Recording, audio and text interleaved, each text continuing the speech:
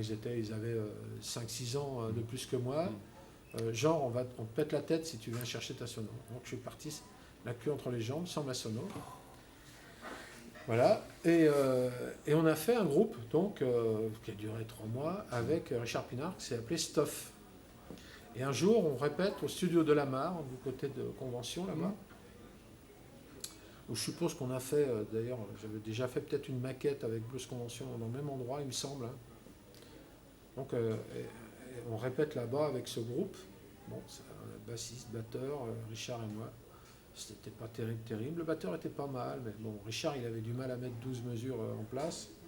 Il avait un beau son, il chorusait un peu à la manière d'eux, mais bon, c'est pas très adroit, quoi. Et alors, on répétait tant bien que mal, et un jour, on arrive genre 17h pour répéter, ou disons 19h. Et puis, on arrive, et puis, on est un peu en avance, nous. Et puis, le groupe qui est en train de répéter est en retard. Et puis, j'entends boum, boum, boum, boum, boum, boum.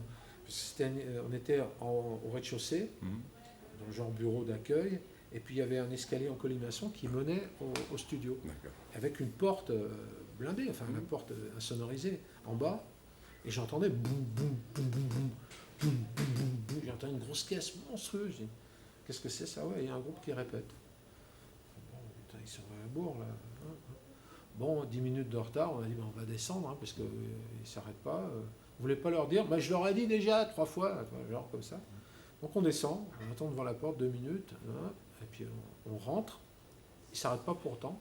Et là, je retrouve Christian Vander, qui était en train de jouer. Alors, il y avait Francis Mose à l'orgue, Laurent Thibault à la basse, Zabu, un guitariste, je ne sais pas qui c'était. Et je n'ai vu que Christian, et je me souviens de ses yeux bleus acier, les cheveux assez courts pour l'époque, une chemise cintrée bleu clair, bleu ciel, pareil, trempée de sueur, et il ne s'arrête pas pour autant. Alors on rentre avec les guitares, on ferme la porte, et continue de jouer. Alors on leur dit, on voudra travailler. Donc finalement ils s'arrêtent, et je trouvais que les musiciens, Laurent Thibault, c'est une catastrophe, Francis Mo, je ne me rendais pas trop. Zabu, il ne chantait pas bien et tout. Et je me souviens avoir essayé ou lui avoir dit écoute, tes musiciens, c'est pas terrible, toi c'est super. Mais, et voilà, je me souviens de ça. Mais je l'avais déjà vu, Christian. Ah, d'accord. Donc, ça, c'était quelques mois avant l'été du Rock'n'Roll Circus, où on s'est retrouvés. Alors, je vais te raconter ça brièvement, si ça t'intéresse. Bah, évidemment que ça m'intéresse. Mais avec Blues Convention, on avait joué plusieurs fois, on avait fait des crochets ou des, je ne sais plus comment ça s'appelait, tremplins au Golfe de Rouen, qu'on avait gagné d'ailleurs plusieurs fois avec le groupe. Et alors je ne sais plus si j'étais sur scène, en train de faire la balance l'après-midi, ou en train de répéter, ou si j'étais dans la salle en attendant, ou si j'allais jouer ou pas, peu importe, mais je me souviens très bien que le groupe sur scène était couvert. Je ne sais pas si tu te souviens de la configuration du Golfe de Rouen.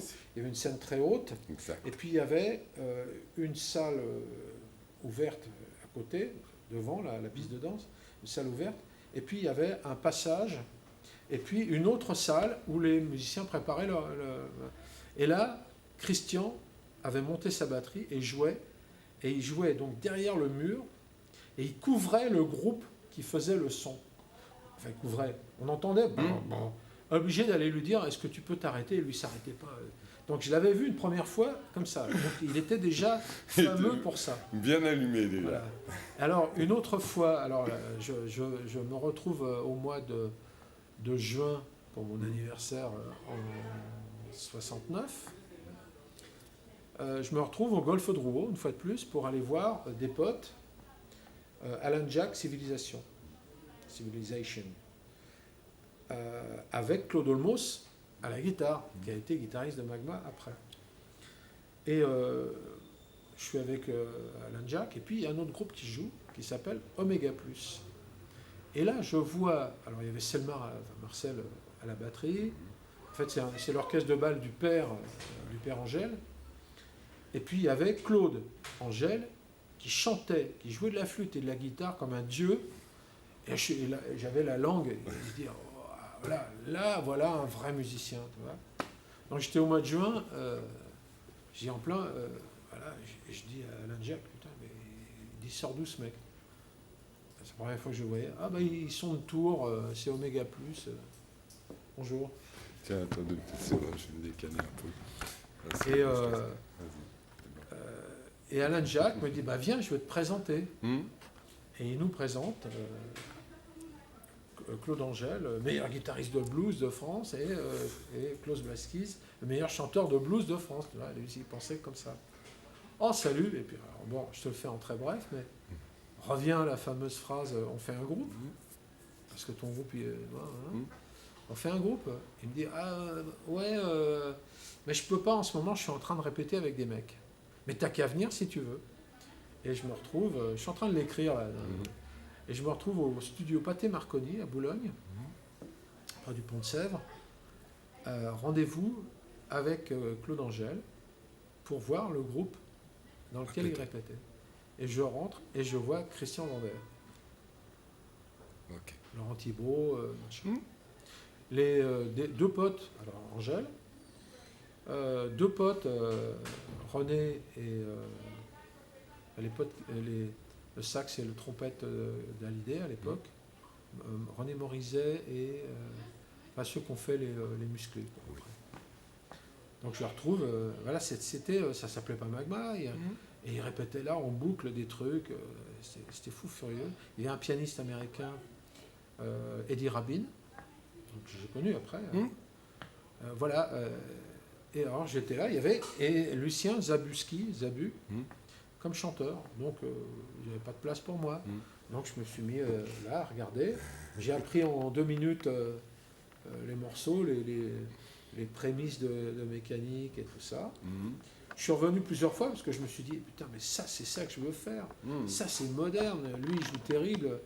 Il y a Claude Angèle. Enfin, j'avais Claude Angèle et Christian Vander en même temps. Je me dis, putain, ça, c'était le top, tu vois. Mais ils avaient un chanteur. Alors, je sais pas si tu veux, je peux te raconter la suite.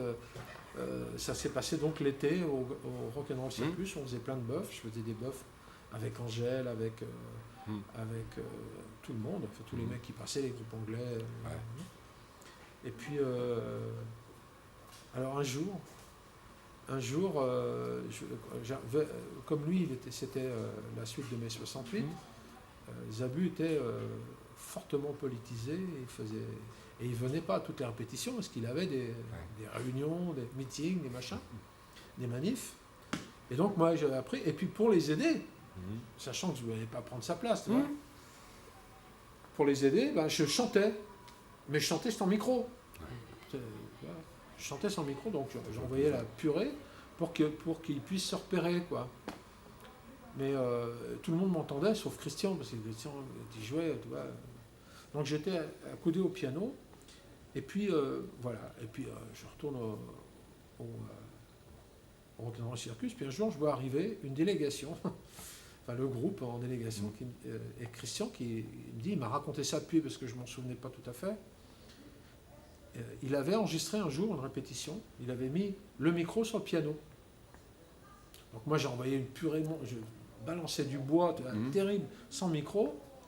Donc lui et la batterie ne m'entendaient pas, mais par contre le micro il avait pris la voix. Et un jour il écoute ce qu'il a enregistré, puis il entend une voix et il demande à Stunder, à René Garber ou à Claude, il dit mais qui c'est le mec là? C'est le barbu, c'est Klaus. Ah ouais, mais c'est lui qu'il faut, c'est la voix de Magma. Et donc ils viennent me demander, et moi je dis bah ouais évidemment, mais il y a Zabu. Ah ouais, puis alors ils avaient de l'affection pour lui, c'est normal. Ah ouais, écoute, on va voter. Je dis non, vous votez, vous vous démerdez, tu vois, j'ai fait ma diva un peu. Et puis j'ai appris que dans le vote, j'avais été élu, qu'ils ils étaient revenus sur le vote, en disant on ne peut pas faire ça à Zabu. Ils viennent me voir, on ne peut pas faire ça. Je dis, écoutez, tant pis. Donc là, je suis parti tout fier. Et puis bon, Zabu ne venant pas, réécoutant les bandes, en se disant, merde, quand même, ils sont revenus. Ça cherché. me chercher. C'est super. Ça, c'était fin août. Et moi, j'étais trop heureux, toi. Et donc, j'ai continué tout le mois de septembre les répétitions à Pathé Marconi. C'est un studio qui est détruit depuis. Je sais. Et, là, on a commencé à s'organiser. Problème avec Laurent Thibault, qu'on ne mettait pas une. Donc, c'était assez grave. Il fallait chercher un bassiste. Et puis, Eddie Rabin est parti, qu'on aimait beaucoup. C'est un bon pianiste de jazz. Il fallait trouver un pianiste. Oh, putain. Alors. Et voilà, on a mis donc jusqu'à la fin de l'année 69 à monter le groupe en même temps que le répertoire. En répétant dans divers endroits, la MJC Maurice Ravel à la porte de Vincennes. On a répété dans le sous-sol c'est rue Galande. Et ça s'appelait le Navigator. Ça s'appelle toujours le Navigator, c'est un restaurant. Donc on a répété dans ce sous-sol-là, on a répété dans divers endroits, jusqu'à... on a formé le groupe, on avait un contrebassiste aussi, il y avait Jackie Vidal à la contrebasse. Alors, je te passe les détails, Francis Mose est arrivé à la basse, lui qui n'avait jamais joué de basse électrique, tu vois. Faton, Teddy Lasserie qui a monté la section de cuivre, et voilà. Juste au début avril 70, on se préparait, on avait préparé un double album, tu vois, quand même. Et là, on a dit à Jackie Vidal, c'est ingérable. On avait déjà fait plus ou moins des concerts, ou des démos, ou des auditions, tu vois. Et c'était ingérable. À l'époque, il n'y avait pas de capteur. La basse électrique de Francis, la grosse caisse de Christian, les mains gauches de piano, plus la contrebasse mal amplifiée, c'était un bordel noir. C'était faisable pour un morceau ou deux peut-être. Et donc, on était déchirés. Juste pratiquement à la veille de l'enregistrement, on lui a dit écoute, Jackie, c'est pas possible, je peux pas rester. Et ça nous a déchirés un peu tous. Voilà, puis on fait le disque en 70. Qui a trouvé finalement le nom de Magma? C'est Christian. C'est Christian? C'est Christian. Le premier nom, c'était Magma Orchestra. Machin. Et puis du coup... et puis là, il a choisi Magma. Parce que Magma, c'est le cœur des planètes, c'est la fusion, c'est l'éruption. Alors, combien d'albums a été fait avec Magma? Eh bien, d'albums officiels, le premier double, Magma 2, Mécanique, Contarcos, le double live à la taverne de l'Olympia,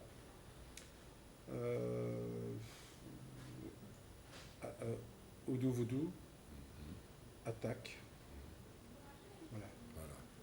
Voilà mes disques. Alors après, il y a Merci, où je suis venu après dans les années 80.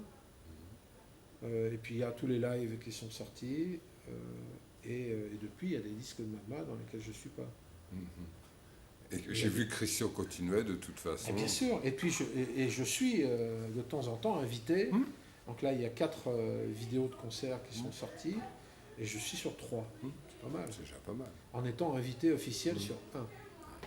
Ça veut dire que quand même ta voix a apporté quelque chose avec Magma et qui t'adore. Ça c'est sûr. Et, il y a eu un truc. Écoute, en toute humilité, le fait d'avoir construit Magma avec ma voix, c'est pas facile pour les autres chanteurs d'arriver et de faire mieux, de faire comme moi. C'est d'ailleurs pas bien de le faire. Donc c'est marqué, la musique Magma, elle est marquée de ma voix et de ma façon de chanter. Mais bonjour. Bonjour. Et là, il y avait les enfants Paganotti qui chantent super. Et qui ne sont plus là, qui sont remplacés. Le pianiste est parti aussi, Emmanuel Borghi. Donc Emiko et Antoine sont partis. Antoine qui était aussi batteur, qui est d'abord batteur, et qui est un très bon chanteur.